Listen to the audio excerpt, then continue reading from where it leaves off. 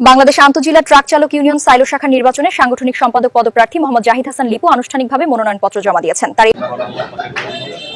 আমি অর্থ শাখার সাবেক সাংগঠনিক সম্পাদক ছিলাম এবং আগামী 2026-2029 নির্বাচনে আবারও সাংগঠনিক সম্পাদক পদে নির্বাচন করার জন্য এইমাত্র আমার মনোনয়নপত্র ফর্ম জমা দিলাম কেন্দ্রীয় কমিটির কাছে। এবং আপনারা আমার জন্য সবাই দোয়া করবেন শ্রমিকদের কল্যাণে, যেন আমি আগামীতে ভালোভাবে কাজ করতে পারি এবং আমি আমার যে অঙ্গীকারনামা যে শ্রমিকদের পক্ষে কাজ করার জন্য যে আশা ব্যক্ত করেছি বিভিন্নভাবে, সেই আশাগুলি আমি যেন পূর্ণ করতে পারি। আমার জন্য সবাই দোয়া করবেন এবং আমি যেন শ্রমিকদের উপরে জয়লাভ করতে পারি, আমার জন্য সকলের কাছে আমি দোয়া প্রার্থনা করছি।